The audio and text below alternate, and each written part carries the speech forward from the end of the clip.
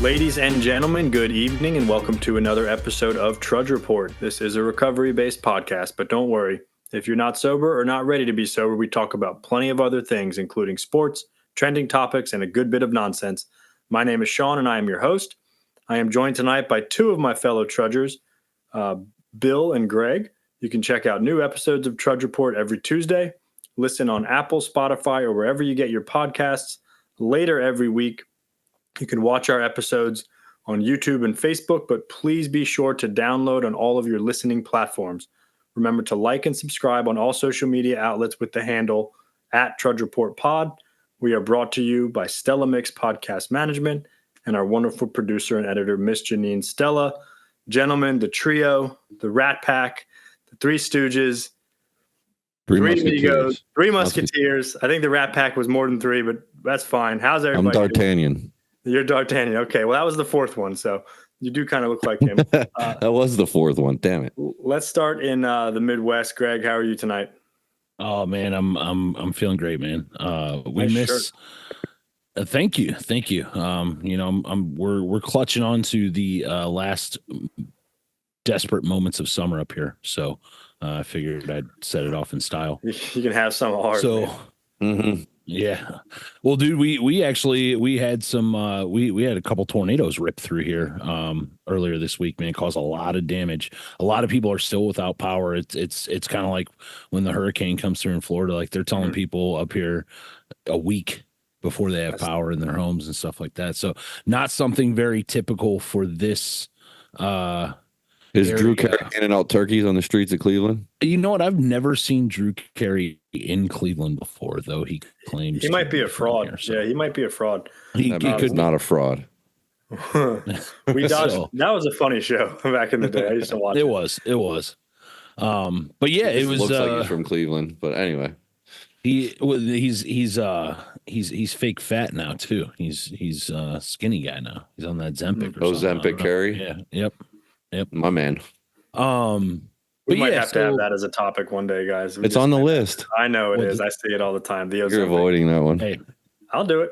All right. Next week.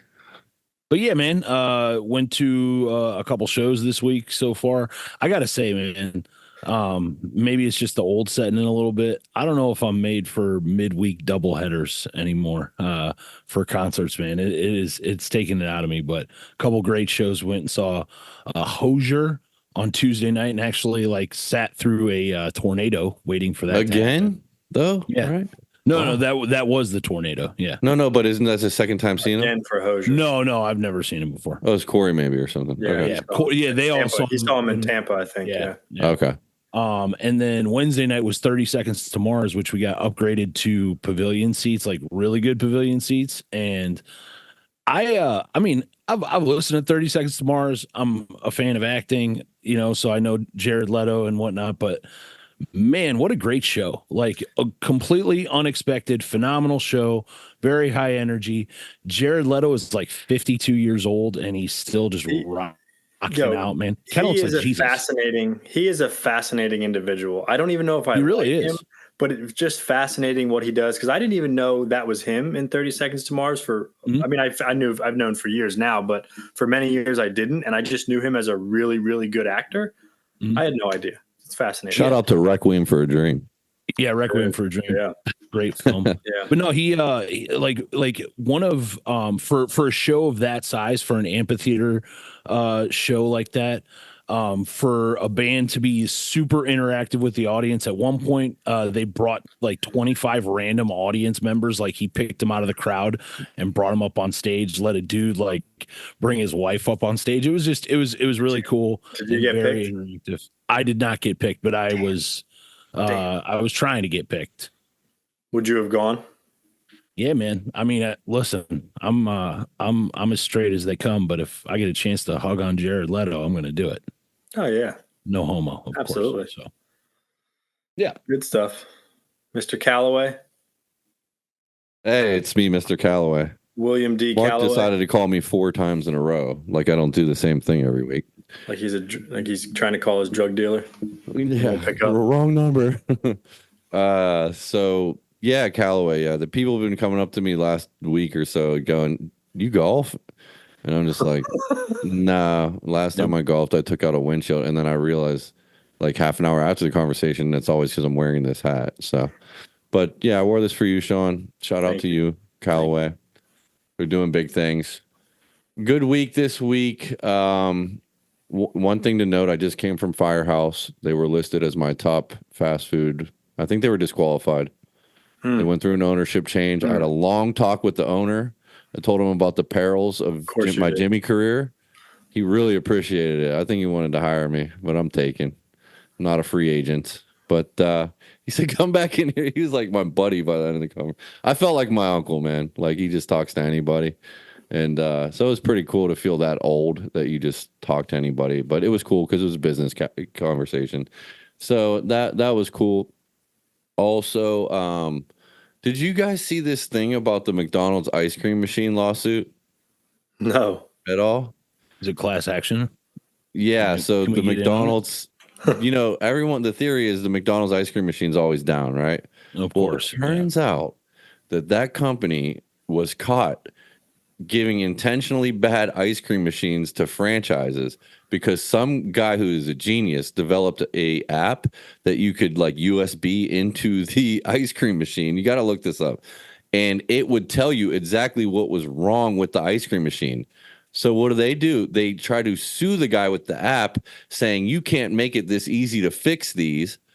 On the revenue sheet, it was like $100 million in 5 years in ice cream machine fixing. So this guy countersued, and it comes to find out that the federal judge sided with the franchise owners that it smelled fishy. Number one, I mean, they didn't officially say that, but the product, it does seem like they sell them bunk stuff. Number two, that a franchise owner can't say who can fix their ice cream machine, but they fought them tooth and nail trying to keep broken ice cream machines on the street. So what you're saying is it's a travesty. It's legitimately not the fact that the employees broke down the ice cream machine early and didn't. No, because I thought that too. I think they're really broken, So shout out to that guy. Hey, listen, we'll monitor this situation. Bill, you might need to do a little more digging on that. It might come back around. I'm pretty serious about my ice cream, man. So we need to know. America deserves. I just kind of want to know. Are we talking like Frosties from Wendy's? Because I just got one like 2 days ago. McFlurries. Okay. Oh, McDonald's. All right. Yeah. Are we really going to McDonald's, guys, for ice cream? McFlurries are delicious, Shawn. All right. Okay. All right. I digress. On another side note, I haven't had sugar in 7 days. Yeah, we can tell you're starting to twitch. No, I'm just kidding. It's going through DTs. Well, I had the whole issue, the health issue and all that stuff. So I just okay. Simplify. Apparently sugar is not good for that kind of stuff. No. But Monster's good, though. Don't worry. It's fake sugar. Oh, yeah. There you go. But no Reese's peanut butter cups. I'm telling you guys, I was eating like 2 king sizes a day. I mean, I was out of control. Not good, dude. Not good. Yeah, I know. So I realized it's like drugs and alcohol. I cannot handle just like a little bit of chocolate. Like I just can't do it. It's all good. I'll tell you a quick story. And first off, I'm doing fine. We dodged a hurricane down here, Greg, tropical storm. Debbie dodged us. Sorry for anybody up in northern Florida and Georgia that it did hit. So yeah, we're grateful for that. I was without, so I thought being without power was the absolute like worst thing in the world, and it stinks. But I was without water. What was that, like a month or two ago for about 36 hours, a little less, like 30 hours. My well pump broke on like a Wednesday night at 10 o'clock, and I couldn't get it fixed until 8 a.m. Friday morning. That was the worst. That having no water is legitimately worse by far than not having power. Like by far. It stunk. So just throwing that out there. That does stink. And the problem is my well pump's electric. So if my electricity goes out, that's not going to work either. But at least water stays in the pipes for a while from that. But anyways, that's beside the point. So I'm fine. All's good on my end. I could get really in the rabbit hole because you're supposed to have water down there, but there's a grant issue. Well, and I can hook up to city water now. I just haven't because it's like $3,000 to hook everything up. And I just, up until a month ago, I haven't had any issue with my well pump or anything. And I was like, why am I going to spend $3,000? But that's another story. Because your chemicals are probably $100 a month. And I'm probably, being a little cheap too, but it's fine. I'll admit it. I can admit it.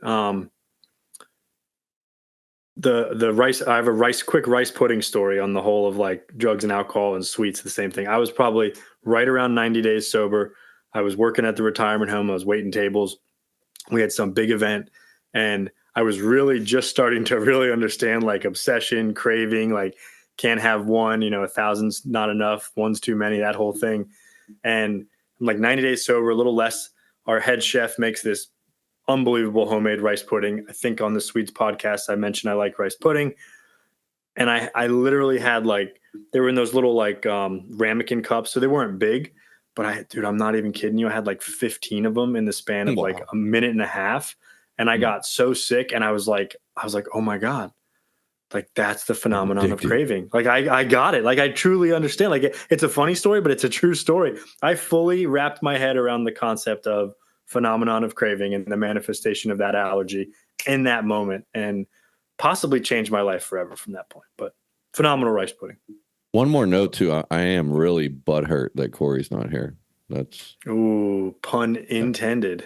Well, yeah, and let me just do a real quick check-in as Corey. This is my Corey impersonation. I flew Spirit, and I hated my life, and I flew to Cleveland last weekend, and I challenged Greg for his belt, and I got my ass whooped real bad, real bad. Almost died, barely made it home, and now he needs a week off. Congratulations, Corey.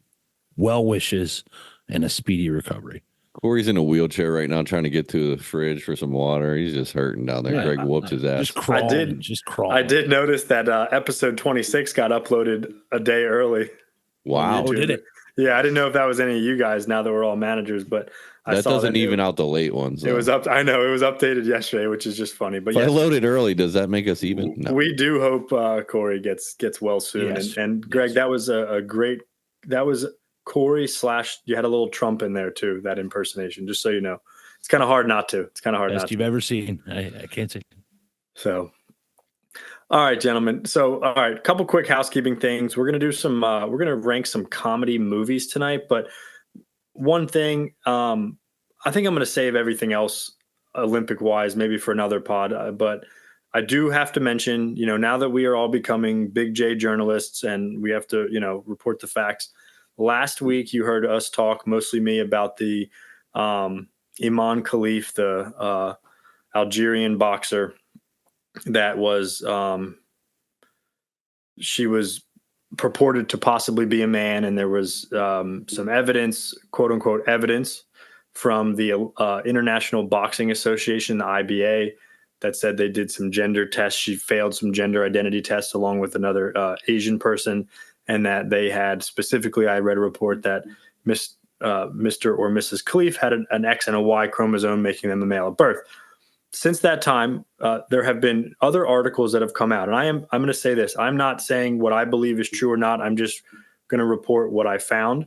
There's another report that from USA Today that the reason the International Olympic Committee, the governing body for the Olympics, does not recognize the gender test that the International Boxing Association performed in 2023 is because it is alleged that the IBA is corrupt and backed by the Russians, and that's why the IOC does not recognize them. So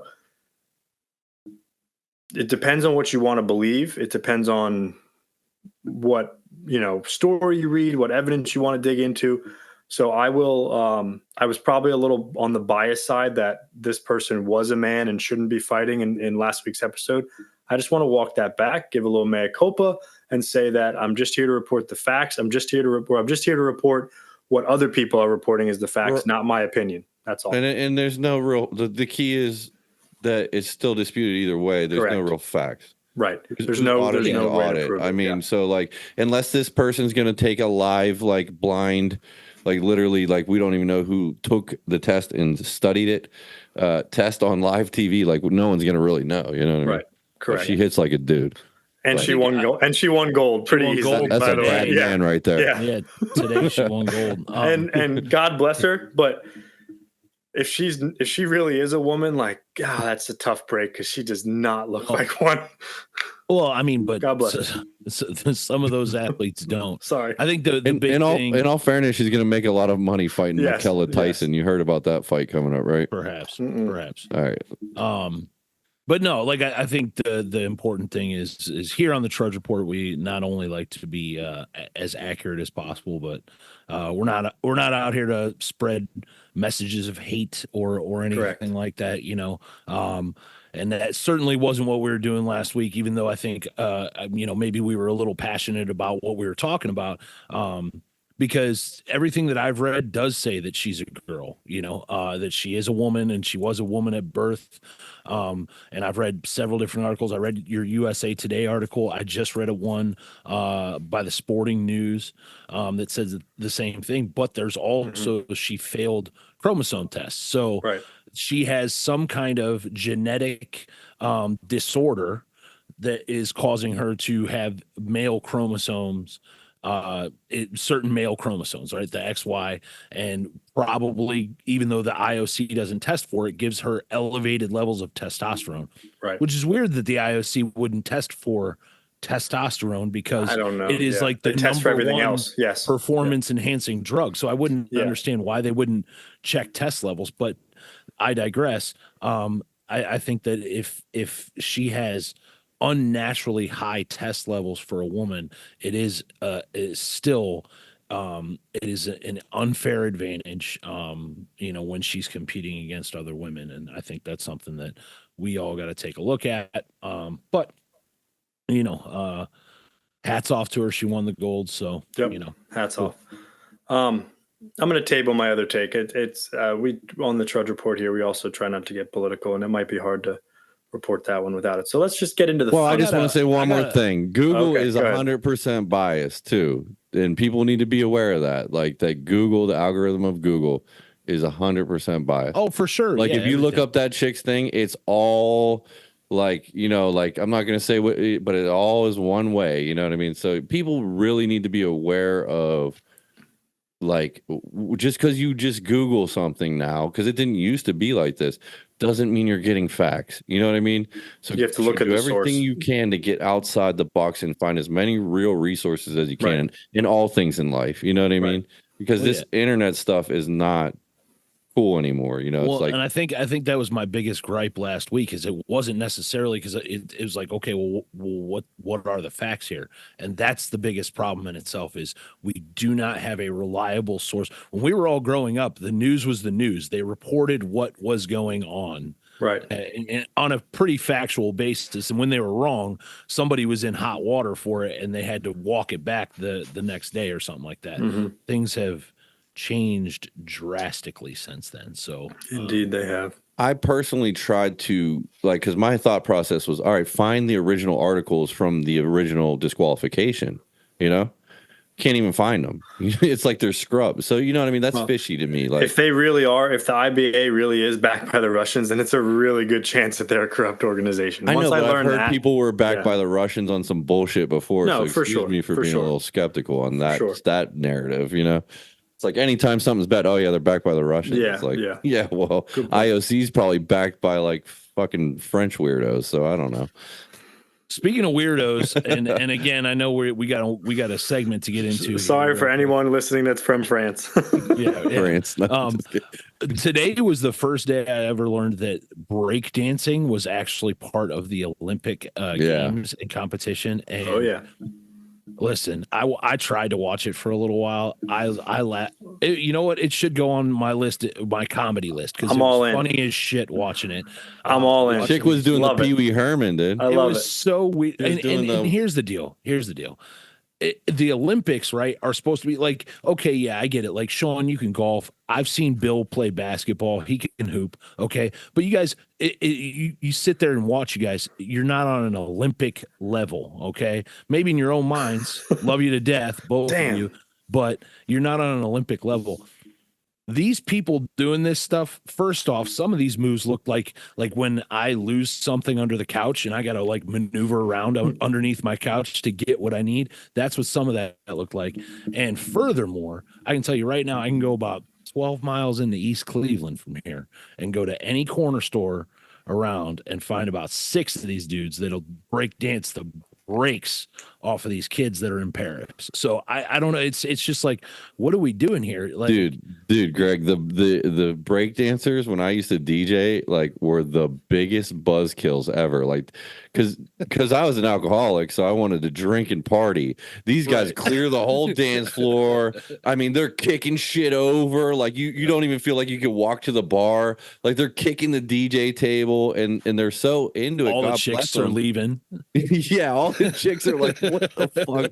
I'm just trying to drink and do drugs. And they're like, which really is, their intentions are better than most of the people in there. But it used to be the biggest buzzkill.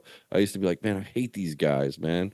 So are we not saying that's it's not a hard to do and talent? It's talented because No, that these looks guys were really hard. Olympics. They were talented. They were physically talented. That's what I'm saying. Like breakdancing is hard. I'm not saying most of those they were saying today is like most of them have gymnast backgrounds, so I'm sure that they can do things that I couldn't even fathom doing. But I'm just saying, like the breakdancing portion of it, it was just Olympic sport. it was. They all had like laughable. bald spots on their head from doing the spins on their head so much too. And I'm like, who would do that? But listen, you're chasing Olympic glory over here. I guess these guys didn't have. This was like in Southside Pittsburgh at like a dive bar. Like they were getting nothing for this, but a little bit of clout. Nice. Yeah. It is very strange. Anything weird. else you guys want to touch on before we hop into movies? Comedies. No, you're good. Yeah. All right, Bill, you're up first. We're gonna do some. The format's always kind of loose, but we're gonna be doing some top 3 underrated, overrated, honorable mention comedy movies tonight. All right. Take it away. American classic here, comedies, right? And I realized that a lot of I don't know if liked comedies better when I was young, but it seemed like all the good ones are older, to me at least. But I, of course, in typical Bill fashion, did more than 3. And I did more than 3 that I also thought were overrated. And I also wanted to see if I could piss Greg off. So we'll give him my best go here. So too late. all right. So number 5, top comedy, Super Bad. You can't not say that's a damn good guys. Don't give me a face. It is a damn good one. Top 5 though. All right. Well, you got Aladdin's vest on. People Don't Forget. I mean, there's all types of classic shit going on in there, man. I love that movie. What's his name? Was the cop in that movie before he was super huge? Bill Hader. Well, him and Seth Rogen. Oh, yeah. So that was cool. I love that movie, but also if I watch it now, I might not find it as funny, which is probably all my comedies, but these are the ones I like. Yes. Love the nostalgia. That's what I did. Yeah, too. The ones that brought me nostalgia. Mm-hmm. Okay, next, Old School. Don't forget, you're my boy, Blue. I love it. You're my boy, Blue. So I got to talk about Old School. That Jeremy Piven. Didn't we put you in the trash can? Yeah, I got out. Yeah, Jeremy Piven, right? Yeah, yep. The headmaster. Yeah. That one, which makes me think of How High, which was funny too. When you're getting Cheetos on an 18th century tapestry, remember that? Oh, you guys don't know about that. I know How High. All right, that was a good one too. I lived it. No. Back in the good old days, they used to talk about smoking their friend, and he'd give you the clue for the test. Now in the rap game, they just talk about smoking their ops, and it's real derogatory. So, see, we're from the golden age of smoking dead people. Next on the list, Scary Movie 1 and 2. 2 was funnier than 1. Greg, those are terrible movies. Dude, you guys are terrible movies, dude. Got to give drug tests after absolutely terrible. This is crazy. Scary Movie 1, innovative.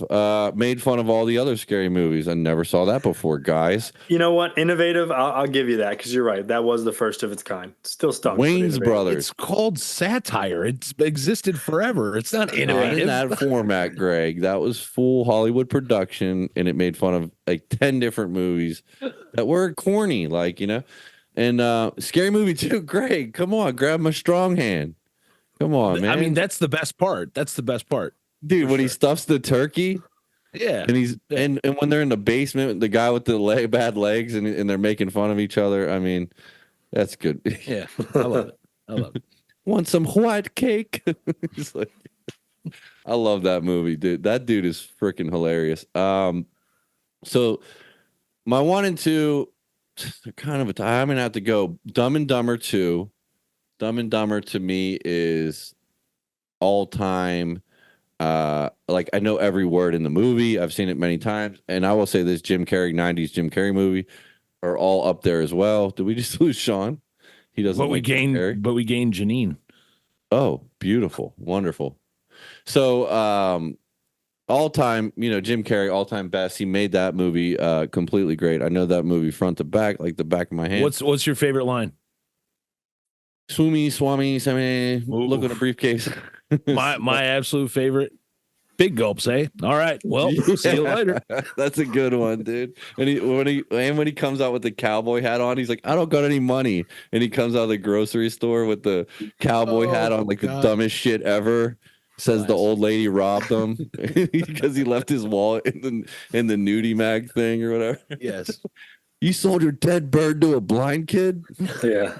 Pretty bird. The Current Affair. My mom wouldn't let me watch that movie growing up. I mean, I eventually saw it, but yeah.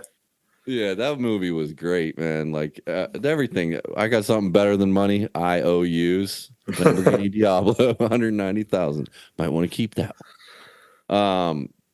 That and the other dude, Jeff Daniels, like that was by far his best movie as well. Well, he's much more of a dramatic actor. So he's not really a comedy guy, but yes, he was phenomenal. Yeah, he was like a police officer and stuff in other movies or something like that. Yeah. He just had that big Netflix special, that show on Netflix. Mm-hmm. And let's not forget Mary Swanson. I mean, she's a real OG. She had my heart back in the day. All right, number one. You guys ready? Drum roll, please. You doing? What was that? Honorable mentions? That was two. I'm sorry. Okay. Number one is Borat by a mile. I love that movie. Dude, that movie's hilarious. That's not. That movie is innovative at the time. It was good. He was undercover doing the Borat. My brother Bilo, Greg and I do this one all the time. I mean, he did everything on there. And there's a show he did before called Ali G in the House, which there was a movie too as well. But and he would interview politicians. And I just love that whole setup that he would do, unsuspecting people and making them look really stupid. So when he's doing the driving class and he's like, you let women drive here or whatever in the guy's face. I mean, it's a classic. So yes. All right. Overrated real quick. You want to hold on. Do we want to go? Yeah, let's do first and we'll come back around to the overrated. Yeah. All right. Let's do that. Go ahead, Greg. All right. So I don't want to double up on anything Bill said, so I'll just say Dumb and Dumber is also on my list. I love it. I know it front to back. I've seen that movie so many times and I can recite the whole thing. Old School also. Love it. It's one of mine. Yeah, it's just phenomenal. Mm-hmm. Okay, so some other ones in no particular order except I think maybe 1 and 2. But Talladega Nights, Ballad of Ricky Bobby, phenomenal. It's a good one. I love Will Ferrell, dude. I could watch him or Zach Galifianakis read the fucking dictionary and be amused. What's the one where he's Gator? Is that Other Guys? Oh, that shit's funny too. Gator don't play no shit. Who would slow roast a dog's ass? Or whatever. I love it. I love the running joke in that too. That like Ava Mendez, his super smoking hot wife, is just not attractive. Remember the part? He's like, in the car with Mark Wahlberg, and he's like, "Yeah, what's his wife's name? What's Eva Mendez's name in the movie?" I forget. He's like, Will Ferrell's like, "Yeah, I get it. Me and so we're going through it too. She keeps wanting to do this class, like this oral sex class." I'm like, "Honey, come on! Like, we don't have enough time for that, whatever." Mark Wahlberg's like, "What? That's terrible," like. So Pineapple Express. Love a good stoner comedy. That's a great one. Yeah. What I love the most about them, James Franco is absolutely hilarious in it. Yes. And Danny Very McBride talented actor. steals the show. Yeah. First Danny off, he's McBride, I love him. Danny McBride answers the door in a fucking kimono, and then there's like out of nowhere just a 15-minute just all out brawl that takes place. That's just phenomenal. So Pineapple Express. Love a good stoner comedy. And then, man, 1 and 2 are interchangeable for me. Step Brothers, The Great Will Ferrell, The Great John C. Reilly, Call Me Dragon. You got to call me Anchorman is your other one, isn't it? No, but Anchorman okay. is up there, dude. This house is a prison. You know what I love? The little known fact, there were so many outtakes from Anchorman that they were able to develop that into a second film. That's called The Legend of Ron Burgundy. That's like it's available. Right. You can watch it. Shout on out YouTube. Christina Applegate too. Yeah. So Step Brothers is the quotable one-liners from that film. I love it. The fucking Catalina wine mixer, man. This house is a prison. But then 40 years old. So that John Denver's full of shit. That's Dumb and Dumber. Is it? Yeah. That John Denver's full of shit, man. There when they get to the Rockies. Oh, that's right. Mm-hmm. And then 40-year-old version, man. This movie. I forgot about that. Steve Carell's a good Carell. one. Yeah, that's a classic. That was before The Office. Yeah. He was so good in that movie, and all the little bit players in it are just perfect. Yeah. The little Indian guy, the black. Isn't a big actor in there too that ended up being big? Seth Rogen's in it. Yeah, there's a handful of them. But the other dude, his coworker, the guy that's like trying to help him get laid. Oh, Paul Rudd. Yeah, Paul Rudd. Yeah, he became a big actor. He might be the most famous out of all of them. Yeah, true. Maybe not. But I just love that movie. Again, a lot of I measure my comedies off of this. If I'm in a super shitty, pissed off mood, can I watch it and it make my day? Right. Mm-hmm. And two, does it have long lasting quotable one liners or anything like that? So very good metrics. Good. Yep. So I had a lot. I went into some of my genre within the genre is different from y'all's, but some of them are. But I have a lot of the same metrics. Like whatever the nostalgia factor is big with me, the one-liners, the quotes, or for me the biggest metric is I do not like to watch shows or movies or read books that I've already seen or watched or read because I know what happens. But these, like, I was thinking of comedies that if I saw them flipping through the channels on TV, would I stop and watch it for a while? So that's kind of where I went with that. So again, not really in any specific order either, but all three Major League series, the baseball movies with Charlie Sheen and oh God, why can't I think of his name? The black guy, Wesley Snipes. Thank you. The black guy. The tax evasion guy, right? But Apology coming next week. I love those movies. Well, listen, I'm kidding. I love those movies. I mean, all three of them. Well, the first and the second ones are the classics. The third one was good, but the first and the second ones are the best.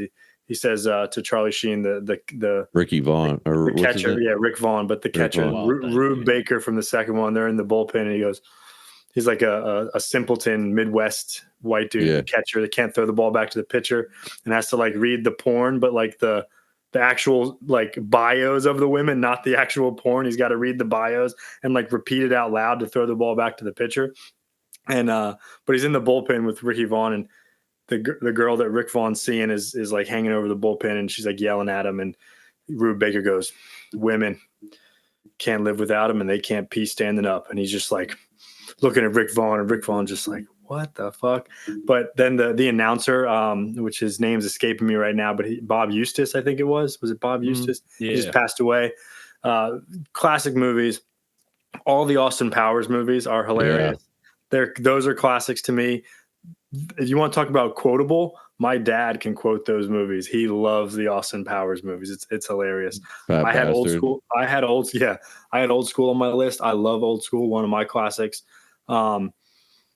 I put My Cousin Vinny because that is, I mean, come on, that's comedy. That's a different era. And then also White Men Can't Jump with Wesley Snipes and Woody Harrelson, because I love those movies as well. Rosie Perez.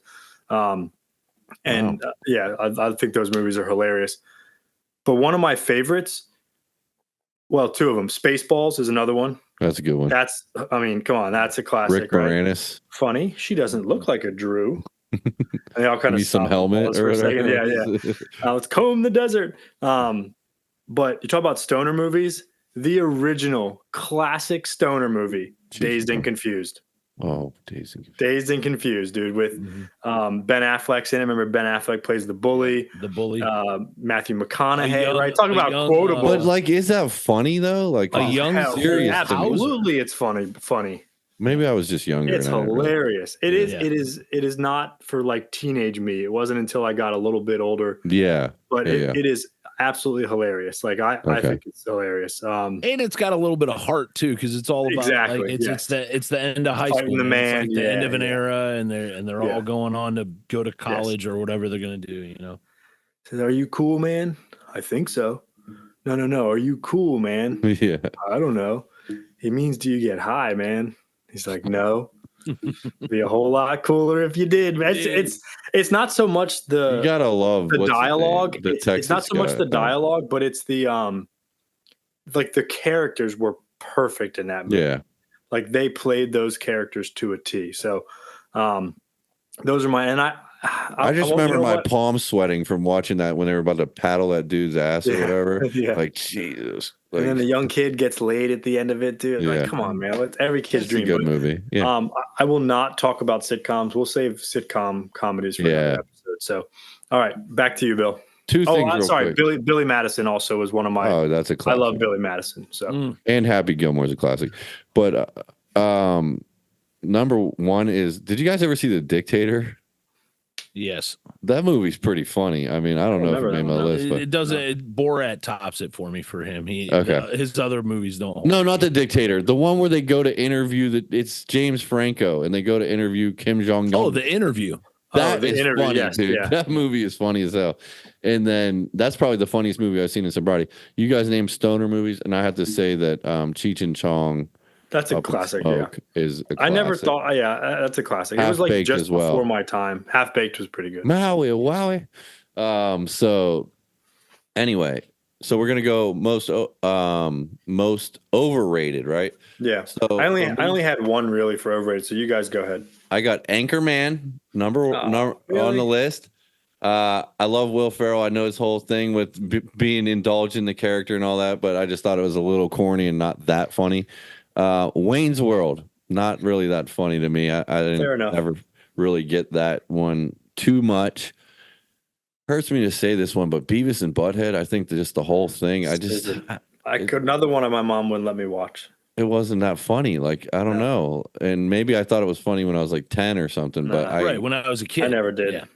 But was it even fun? I don't know. I just like, how was it? It's like fart noises, like that kind of funny. Yeah, it's real stupid. It's like, yeah. And then Ted, I didn't think was funny. Yeah, I don't know. You guys agree? Yeah. Okay. Ted was not too good to me, and I was surprised it was so high on the grossing list. So that's why I put that one on there. And People then love Mark Wahlberg. That's all. Yeah, he's great, but that movie's I can go with the other guys over that all day. And then pretty much most comedy sequels are never anywhere as except for good. Scary Movie 2, which was your number one. I know when I just said that, I thought about that. I had named that, but besides that, it's a bunch of bull. All right, okay, fair enough, Greg. Overrated. Okay.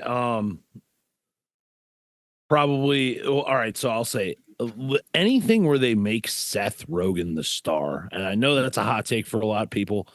The Interview was good, but James Franco carried that fucking movie. Yes. And Seth Rogen to me is just not funny. He's great in bit roles. He's great in 40-Year-Old Virgin. He's good in Superbad. But Zach and Miri make a porno. Knocked Up Time Machine. Yeah, Hot Tub Time Machine, and that was anchored by other great performances. Knocked Up, trash. This Is the End. Again, the little Michael Cera is a weirdo who does cocaine in it. Whatever, and it's a big take on Hollywood. Whatever. I don't think the guy's a great leading man. Don't forget Green Hornet.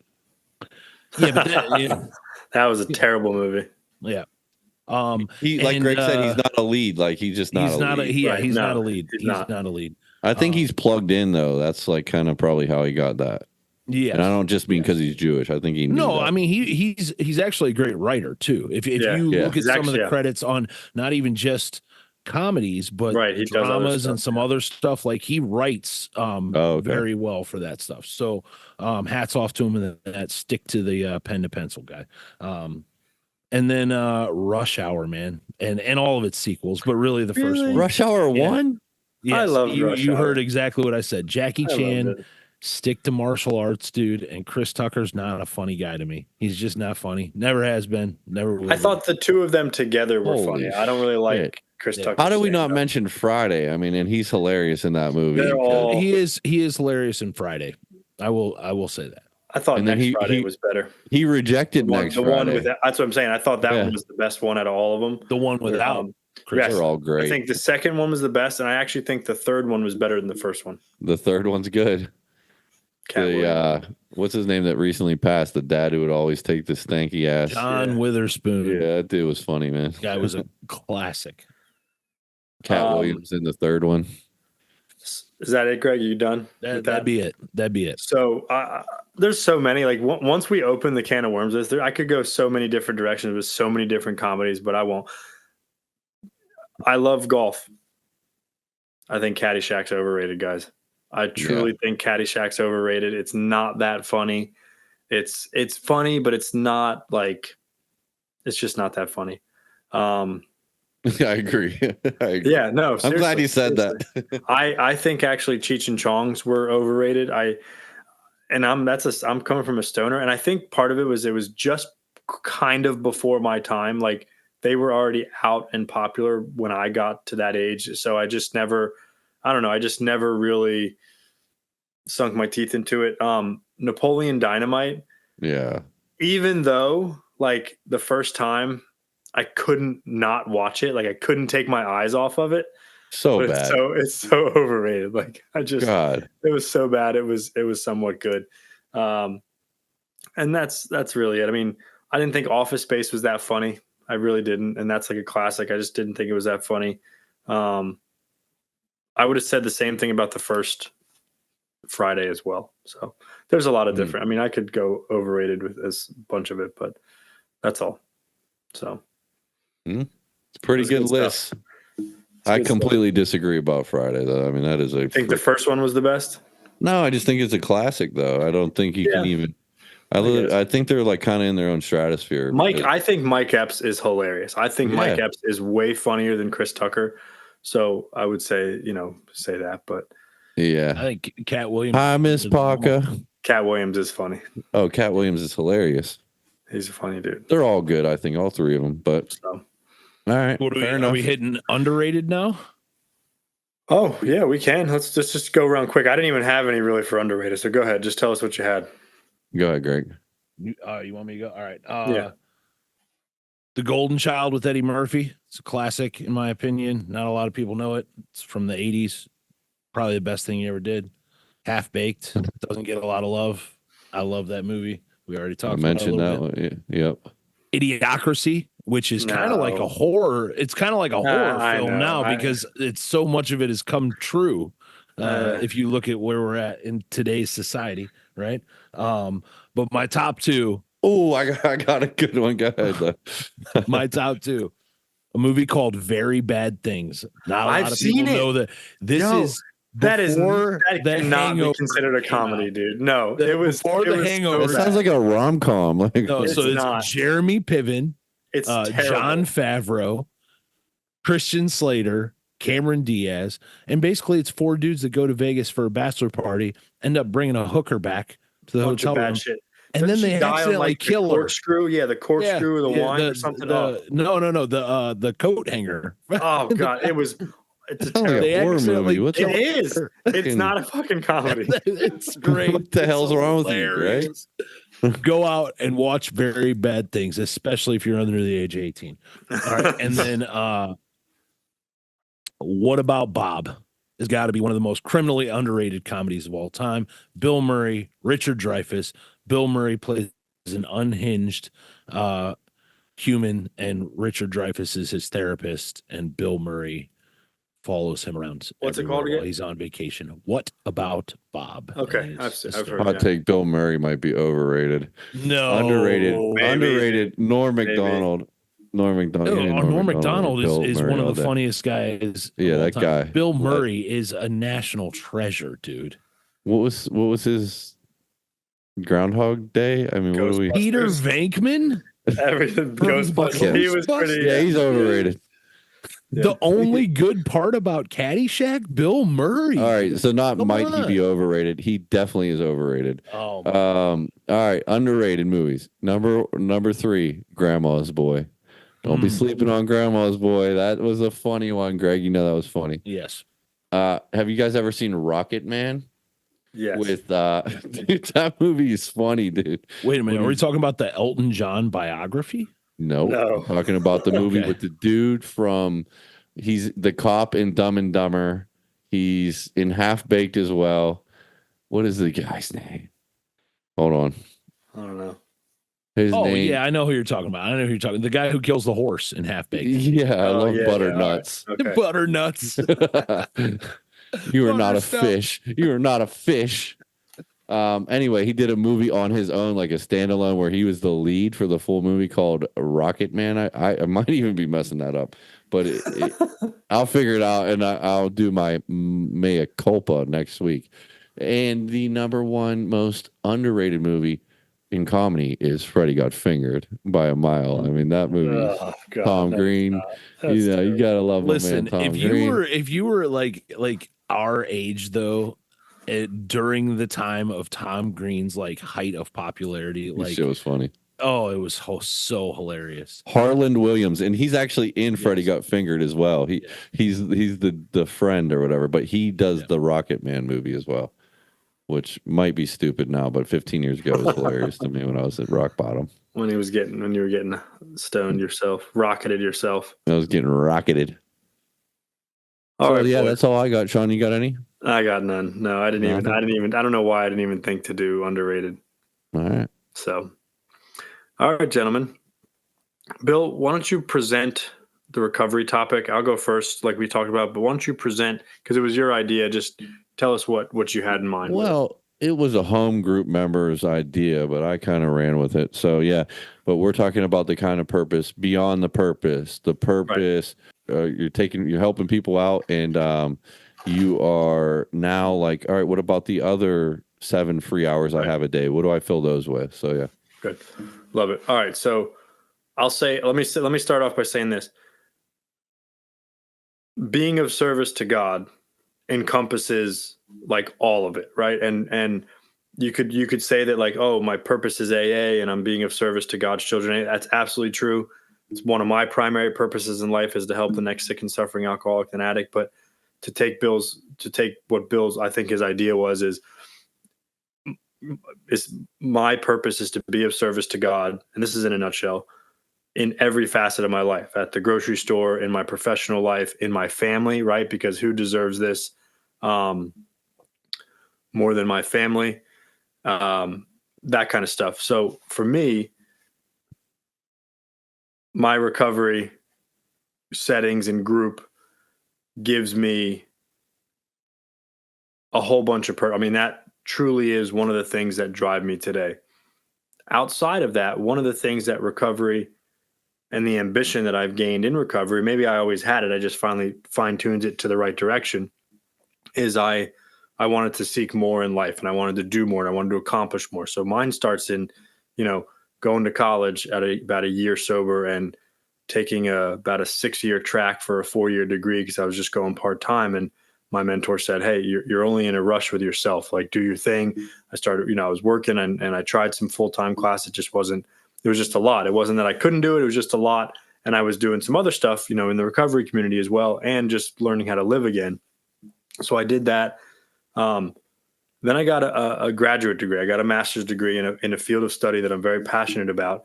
And I essentially work in that field today. But that was like, I worked in food and beverage all my life. I know Greg can relate to some of this. I worked in food and beverage all my life. It was the, one profession, not even profession, the one employment field that catered to an alcoholic and a drug addict like myself, or at least it was easy to blend in. And I did that in early recovery, worked my way up, became a manager in the kind of food and beverage, retirement home, country club style setting. Did that for pretty close to a decade and have no regrets about it. I loved my time there. I was treated well. I learned a lot. But I was ready for a different change. And I got my master's degree. And a couple months later, I got an interview in the field that I'm in today. And I've since even changed jobs within that field. And we've talked about this on previous pods, but I work in child welfare. And currently I do independent living. I have all 16 to 18-year-olds. And basically I'm just trying to help them become adults and get ready for the outside world. And from everything to helping them open bank accounts and teaching them about finances and money management to health and well-being to getting their medication management, their therapy set up and their college stuff set up, like just anything we can do, their original documents, birth certificates, social security, like that's my job. And it is very rewarding. It's frustrating at times because some of these 16, 17-year-olds were like me at 16 and 17. All they want to do is smoke pot and hang out with their girlfriends or boyfriends, and they want to be lazy. But I get some that are truly ambitious in the correct way and want to make something of their lives and like see where they see where they've come from and they want to be better. And I don't know, it's on top of that, my current employment has freed me up in so many other areas, one being with my family, right? Because I went from food and beverage, hospitality, where I worked till 10:30 every night, and I worked every holiday and every weekend from Labor Day to Christmas. It didn't matter. And my days off were in the middle of the week. Now, for the last 3 years, I'm home every weekend. I get to take my kids to gymnastics and golf and hopefully soccer eventually and all the birthday parties that I used to miss out on. And I'm here and I'm available. And I've spent so much more time with them, and my quality of life with my children, by no means was it a poor one, but as they're getting older, I want to be more present in that. It's freed me up to do more stuff in recovery, my job, because I just have my time is more focused when I'm at work and it's very specialized. So when that's done, I have more time for the other stuff. And golf is a passion of mine, which is no secret on this podcast. It's truly like as much as Greg loves like wrestling and how passionate he is about wrestling. And I say that somewhat in jest, but I'm being serious. The game of golf to me is spiritual. It's competitive. It's challenging as all get out. And it's just amazing to me. And it's one of my great passions. And that's really it. I mean, those are the things in my life that I love. And I'm blessed to be able to have the life I have where I can live it that way.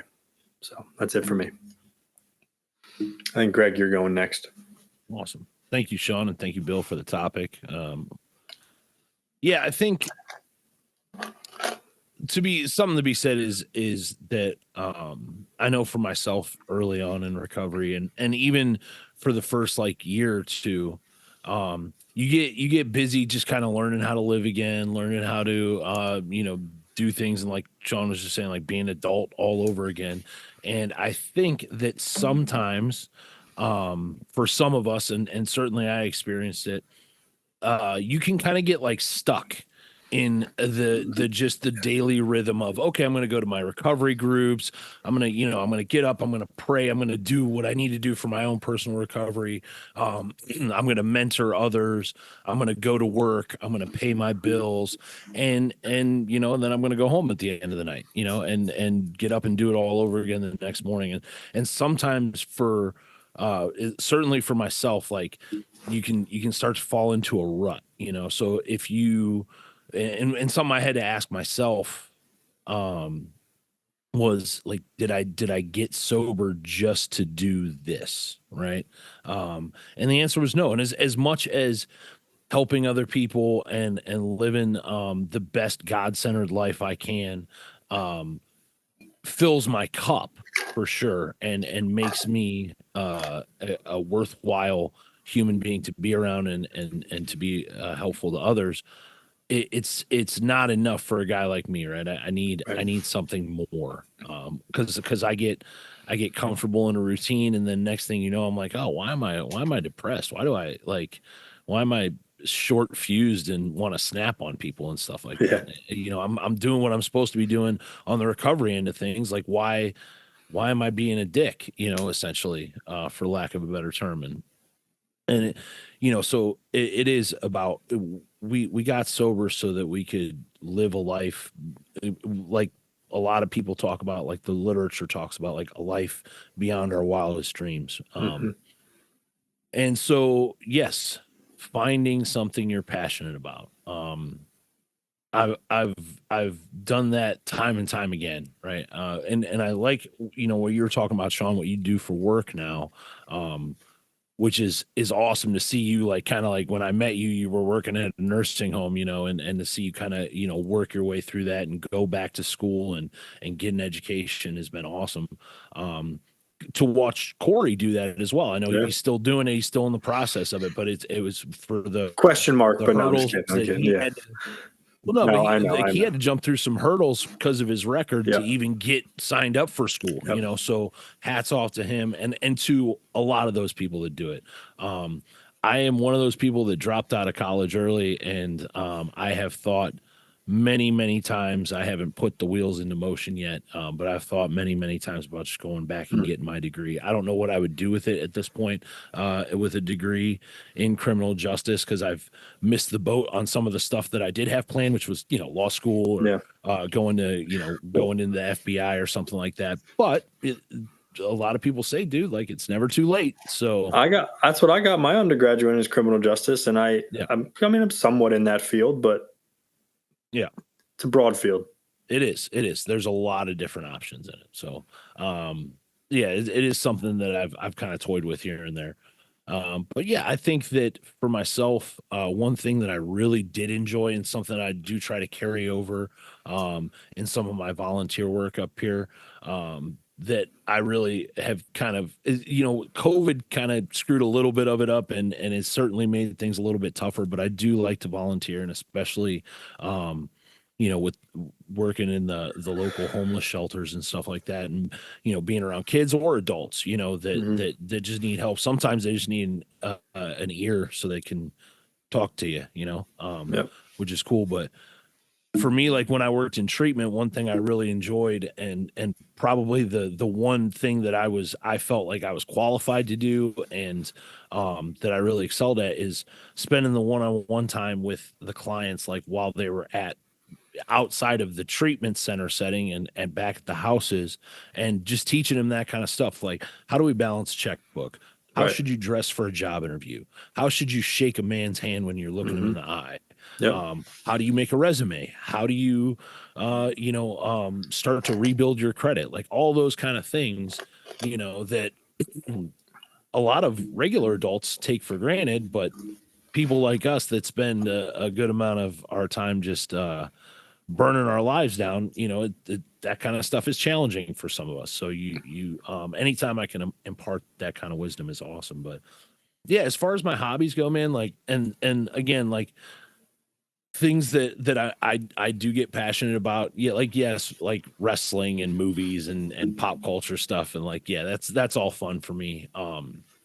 It's no joke that I'm a huge concert guy, and I love going to see a variety of different kind of music and stuff like that. But I love to travel.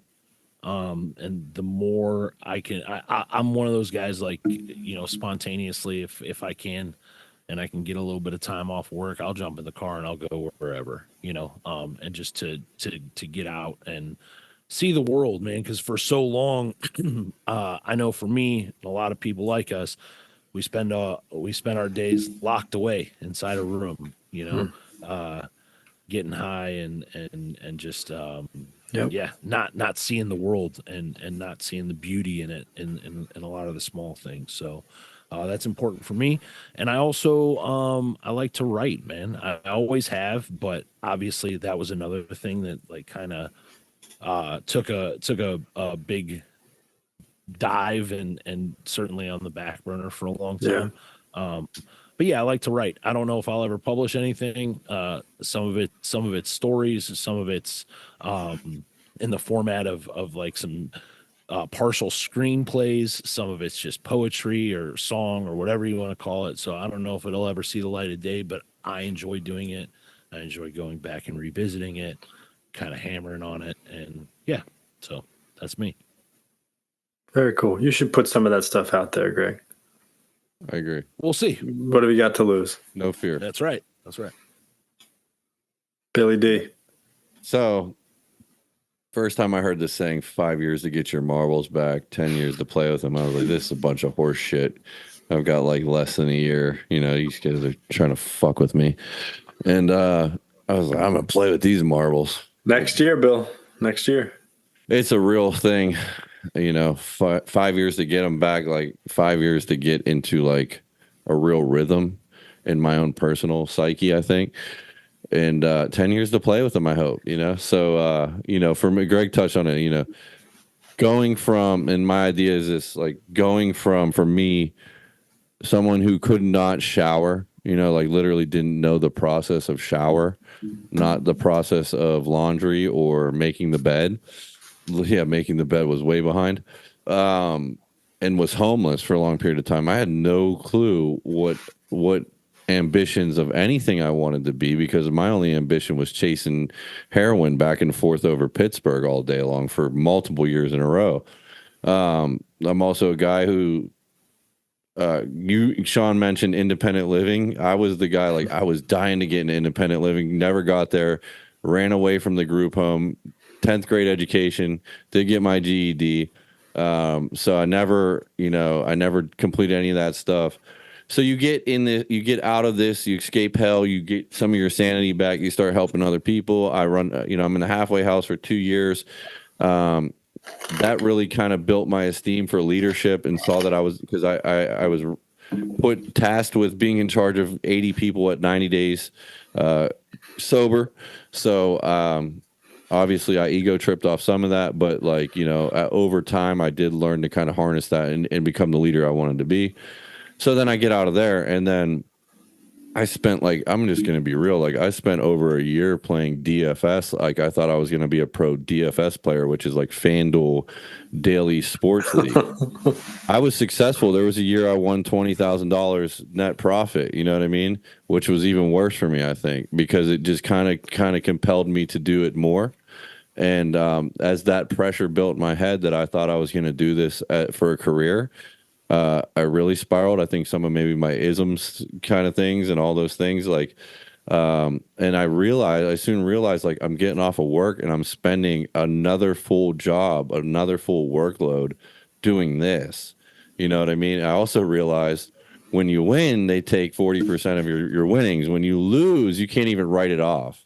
So you might as well do just risky stocks if you want to do DFS, unless you have some sort of edge I don't know about. But I was really into it for a long time. It did become toxic. Like I did eventually just ban myself from those apps. Then I got into sports gambling, and I've talked about that before here on the podcast. And that became poison too. I mean, I'm betting shit just to bet. You know, I used to bet things.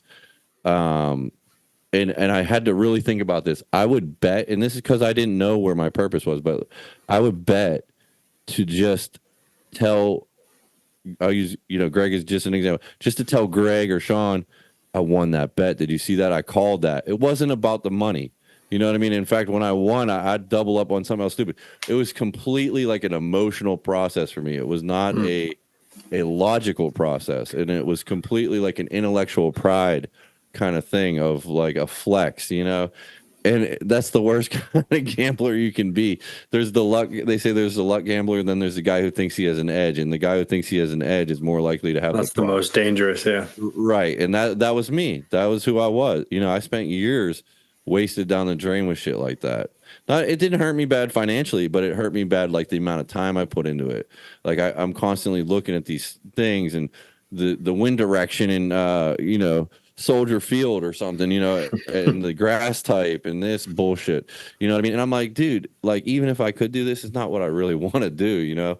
I am like a numbers guy, I like numbers and stuff like that, but I had to really kind of harness around that. And just to bring that all together, I think eventually I realized like business management is something safer, less addictive, more proven, honestly, like more accessible to win at, you know what I mean? Like these things only like the top 1% or less. Plus, I don't think people with addiction really should be indulged like that. But anyway, business management was like, it was like a step over from that. And thank God I could like get to that side of it, because there's people I know and I love dearly that are serious gambling addicts. You know, so I thank God that I found the grace to just I self-banned myself from all that, and it was like a compulsive withdrawal. Like picking up my phone to always look at that, you know, all the time. You know what I mean? That I went through a period of time. And then after like 3 months, I'd be hearing these conversations with my friends. And I'm like, this is fucking stupid. Like, what are we doing here? You know, we're talking about the Seahawks game on a Wednesday. You know what I mean? So I had to get past all that. So business management became a big thing for me. Really perfecting my credit score. I really enjoy that. I'm like I had no credit score when I got sober. I was not eligible for credit. And I really like to stay on top of that. Human management has divulged off of, or has broken off of that. Just being a better manager at work, being able to be the armchair therapist and the person that kind of like leads somebody without them knowing they're being led. Those kind of things. Shawn talked on being a dad, you know, being a better dad. That's a huge purpose. I wanted to have kids. I realized that early. I had kid when it wasn't planned, but you know, thank God. You know what I mean? Like today, I'm able to be there for the kids. You know what I mean? In ways I never thought were possible. Foster dogs I've talked about. Big purpose for me. That's love a cool dogs. one. Yeah, that's a cool one. I love animals. My thing with animals is like they like defenseless and this and that kind of just tugs on my heartstrings, man. Loyal. Yeah, they're like yeah. And you see these people, you know, beat their dog up, but the dog's sitting there waiting to go back in the house. You know, it's just terrible. So just to be a part of that's huge. I've actually and like this is all an evolution. Like next year this might be all different, but like right now, like I enjoy fishing. I went deep sea fishing for the first time. I talked about on here. That's been a lot of fun. Greg mentioned traveling and concerts. I really wasn't into concerts until the last couple of years, but I've like even this year I've had a great time at concerts.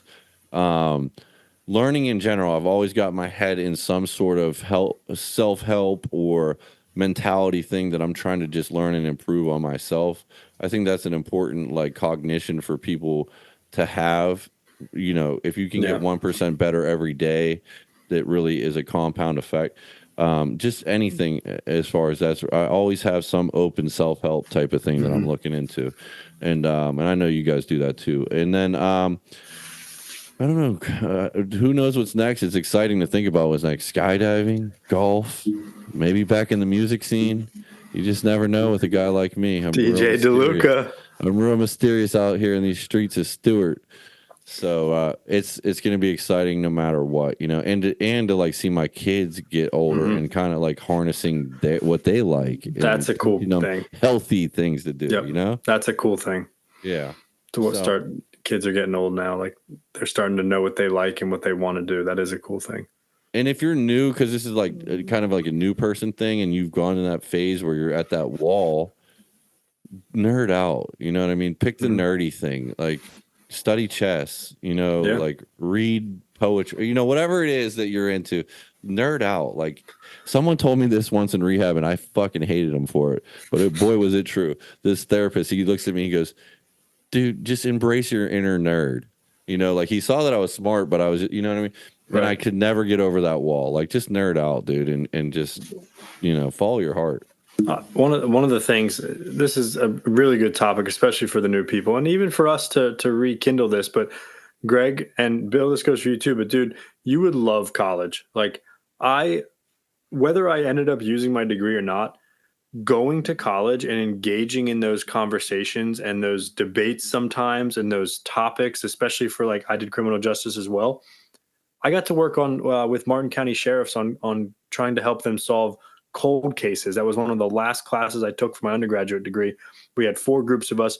I was the team lead of my group, and we had to study a cold case, which Bill, the guy was murdered on Ebb Tide, which is literally right around the corner from our house back in like 1987. Yeah. It's just the experience of college and just that higher learning education. Forget like whether I use it or not. And I get it. It's money. Ironically, I know a murderer who used to live on Ebb Tide. Yeah. But I got that joke. I understand that. That's only for the people. No, that's it. We got to wrap up. I lived with them actually. That's only for the people that really know what we're talking about right there. But anyways, it's awesome. And one of the things that my mentor told me early on was get busy in recovery, get busy building that relationship with God, get busy building your life back together, and absolutely get busy doing the things in life you love. And like, we have all these, like, golf is major for me, right? Family, my professional career is major, college is major, but like I play pickleball on Thursday nights with a bunch of guys from my recovery group. We have a blast. We have Right. so much fun, right? Going out to dinner after a meeting here and there, or, whatever, the picnics and stuff, even though they're kind of lame, like, the fun part is being all together. That's the fun part, right? The retreat we all used to go on. So it's not just about like, Soiree. I have to, right? I don't have to become a musician or do this big grand stuff. I can do stuff that's cheap or relatively free week to week that gives me purpose in life, right? I know for you guys, fantasy football is a big thing. You guys love it. You know what I mean?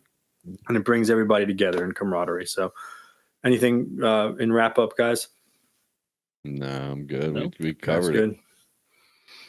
Good stuff. Wonderful topic, Bill. That's a good one. And it future recovery topic is other addictions or just other stuff that we do, maybe to the extreme. Like early on, we talked about the rice pudding, for Bill, the gambling, like where we, as recovering or recovered addicts and alcoholics, where we need to toe that line with certain other behaviors might be a good topic for And one more thing, I still love poker. I only play a couple times a year, and I do have an edge. Well, don't sleep on me.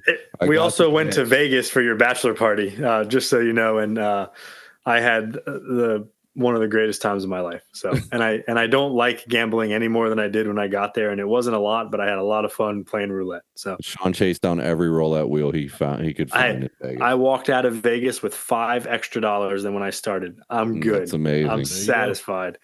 Shout out to our listeners. A lot of good food too. Oh, and dude, that was lined the best. across the city. Hold on, I know we're done. A fellow friend of all three of ours, and I won't mention his name, is an older gentleman, just went to the Sphere and saw the Grateful Dead cover, Dead and Company. And I saw him on Tuesday, and he was telling me how what an amazing, like, I mean, I would love to go.